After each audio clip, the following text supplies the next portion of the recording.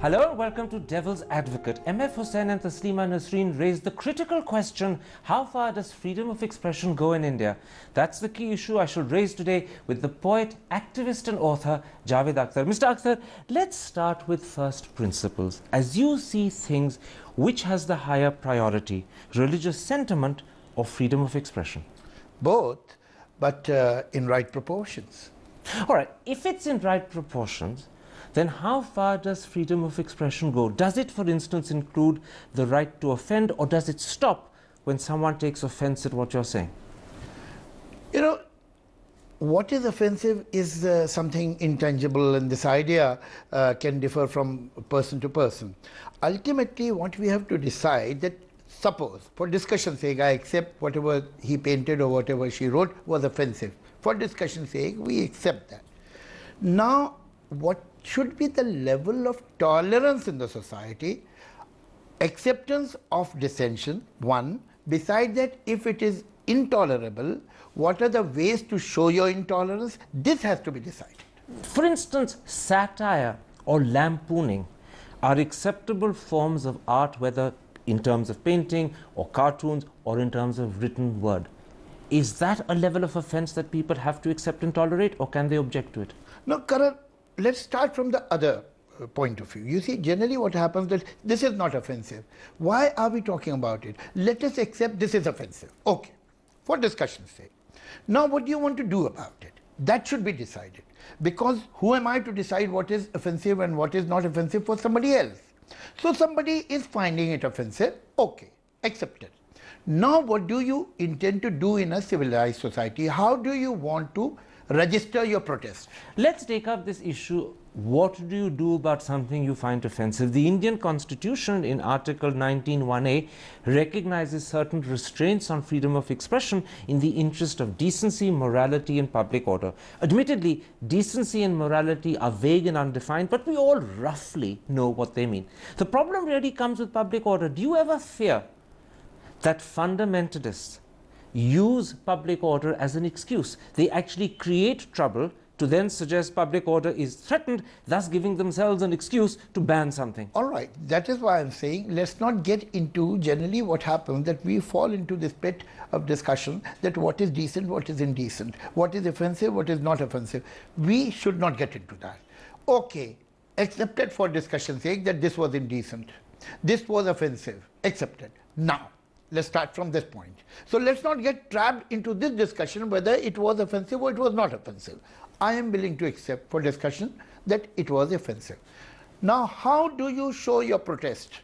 How do you register your protest? How do you oppose it? What's the answer to your question? By burning buses, by looting shops, by killing people, by burning public property? Is this the way? I am willing to accept that you are offended. Now, how do you show this? And how do you protest? This is what I want to know. So, if I understand you correctly, you're saying violence, burning, damage and destruction are not acceptable means of protest. I think it is much more offensive than any other thing. So, civil action through the courts, or respond to a book with another book, respond to a speech with another speech. Go ahead, do it. Yeah, sure. This also suggests, does it not, that the authorities who manage law and order have to actively defend the freedom of expression even when it causes people offense, to ensure that this doesn't become an excuse for violence or for bad behavior? They are not, at this point I am not asking them to defend the freedom of expression.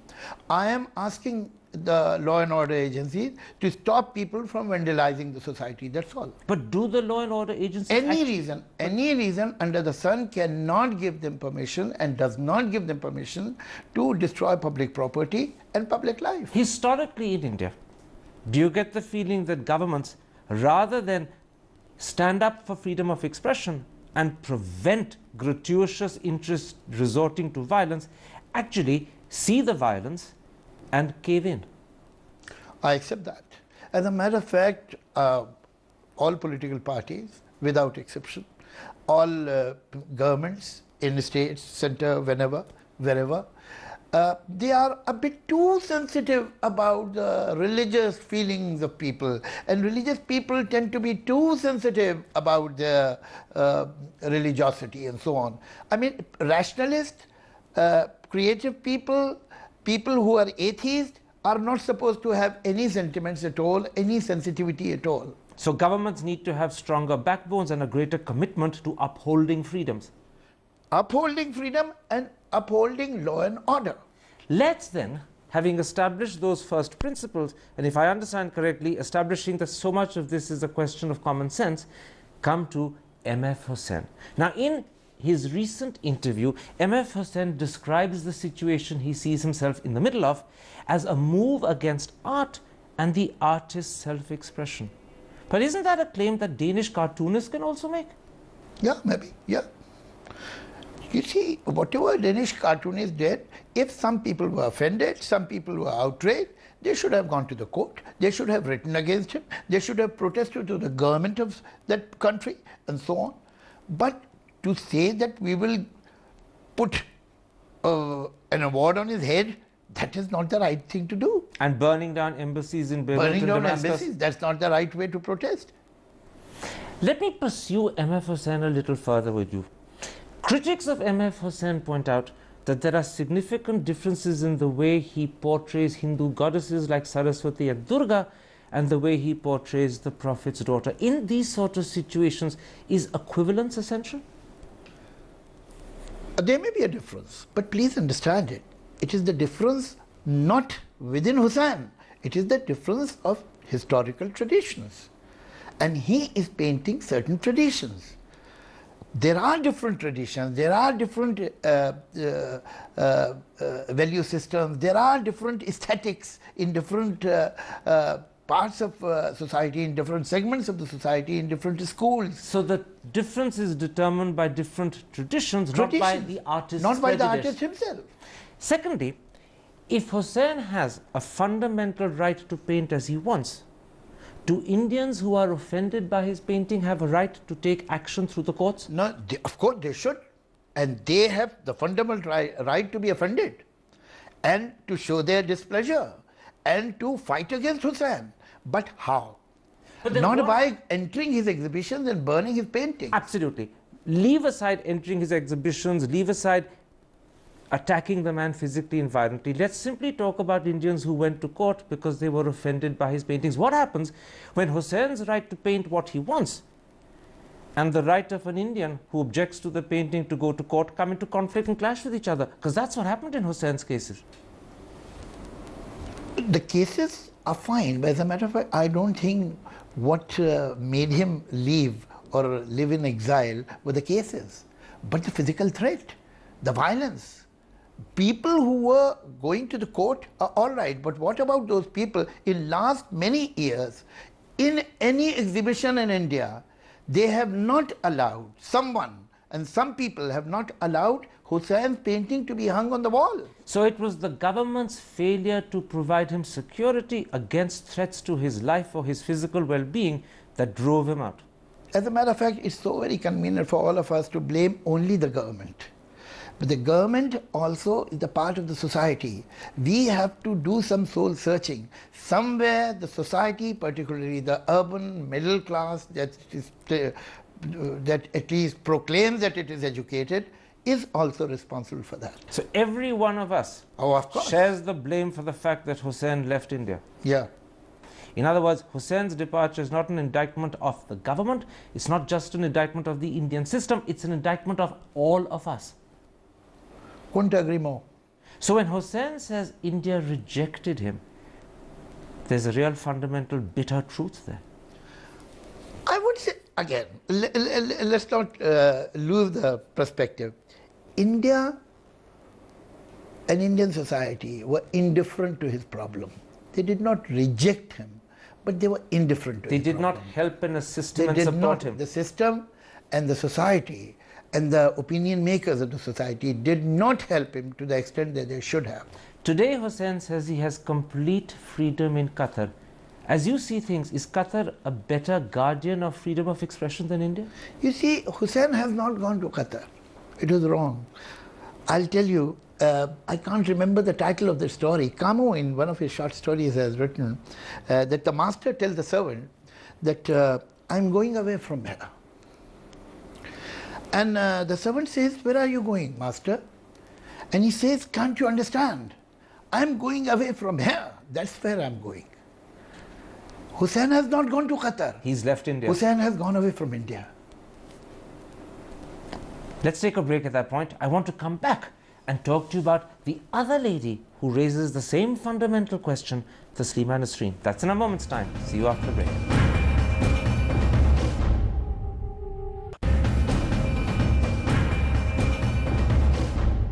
Welcome back to Devil's Advocate with Javed Akhtar. Javed Akhtar, let's come to Taslima Nasreen and the article that's created so much controversy, which was originally written for Outlook magazine in 2007. Taslima Nasreen writes that the burqa, hijab, chadar and headscarf are instruments of disrespect. She adds, these are symbols of women's oppression. Even if you don't agree with her, is that really such an offensive thing to say? You know, please allow me to digress a little. Till now we were talking about the Hindu fanatics or Hindu fundamentalists. Now we are talking about Muslim fundamentalists. And their resemblance and similarity is uncanny. It reminds me, you know, some 450 years back when Tulsi Das wrote Ramcharitramanas in Awadhi. He was disowned by the Brahmin community and he had become an outcast because they were so upset with him that how could he write a holy story like Ramayana in a language like Awadhi, such an ordinary common man's language. It is an insult to Ramayana. And some 200 years back, in the same very city, Delhi, Shah Abdul Qadir, a gentleman, for the first time translated Quran in Urdu in 1798. And all the ulamas of that time gave fatwa against him that how dare he translate Quran in such a heathen and such a perverse language. So do you see that these people, their minds function in the same way? People who are against Hussain are the mirror image of the people who are against Taslima. Let me push the Taslima Nasreen argument one stage further.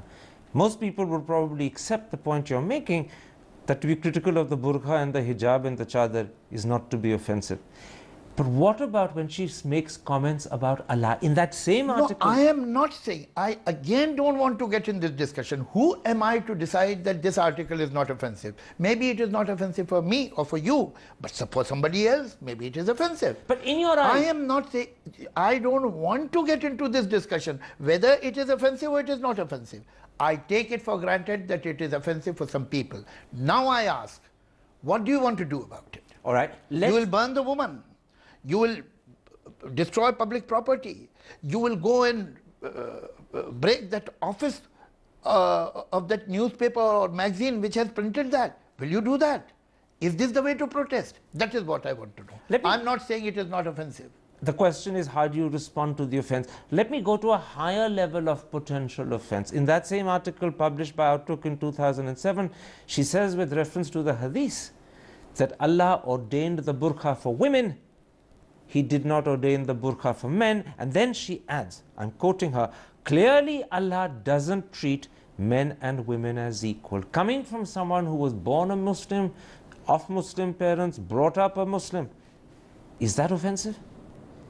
I don't find it offensive, but maybe some people do. Why? Ask them. I don't find it offensive. But the fact is that I am willing to give this margin to others, that maybe he finds offensive, so it is offensive for him.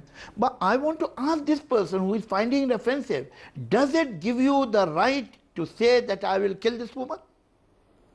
Does it give you the right to go on the street and burn the buses and vehicles and beat people? Does it give you the right?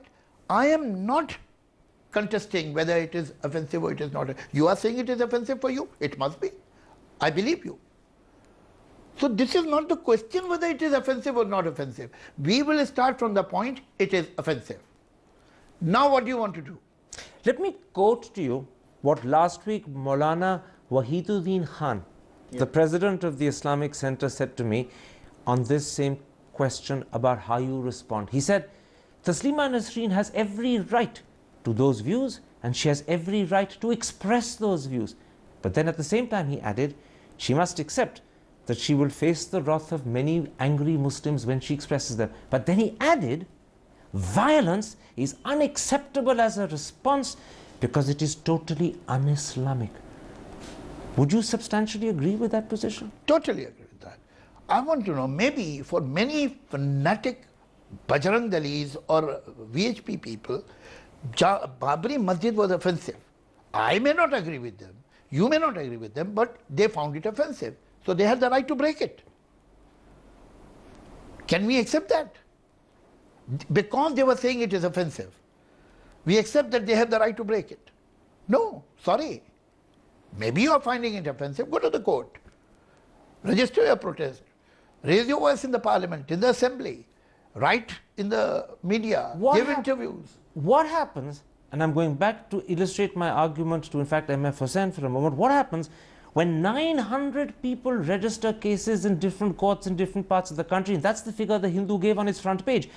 They say that it was this sort of harassment which should have driven him from court to court every day that meant that he couldn't work peacefully in India, and it meant that he had to leave the country. What happens if you have that sort of expression of protest? It's perfectly legal, it's perfectly justified, it's within the law, it's legitimate, but if 900 people go to court against you, what happens? Let 2,000 people go. There is, if I'm not a lawyer, but as far as I know, that there is a provision within a jurisdiction that all these cases could be clubbed in one court.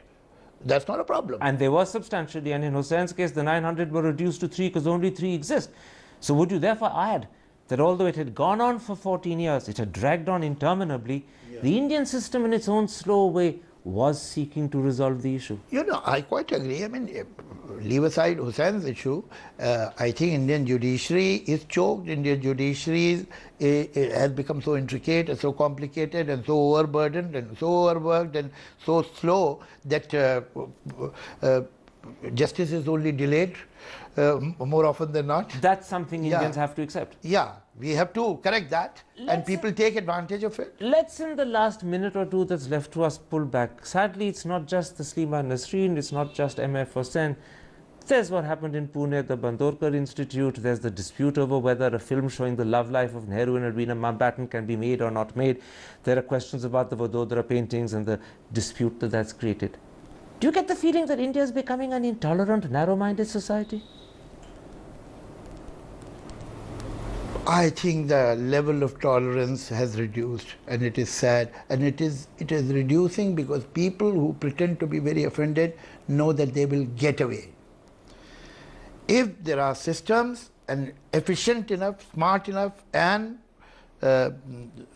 they get immediate response the moment these people do something, I think people will become more tolerant. So what you're saying is when the government stands up for freedoms, freedom will survive. If the government doesn't stand up, people will become intolerant. These people keep on poaching in a territory of freedom, and we will keep on surrendering our area to them. It is unhealthy, and that is what is happening. So when people say the first duty of the government is to defend the freedoms of the people, you're giving me a real example of that, aren't you? It is, again, I'll say, of course it is the responsibility of the government, but at the same time, somewhere we also have to think about our perceptions and about our prejudices. We want freedom of expression only when something is being said that we like, but we are indifferent, or sometimes we oppose when things are being said which we don't like. In other words, you stand by what Voltaire said, I hate what you say, but I will defend to the death your right to say. That is how it ought to be. Javed Akhtar, a pleasure talking to you. Thank you.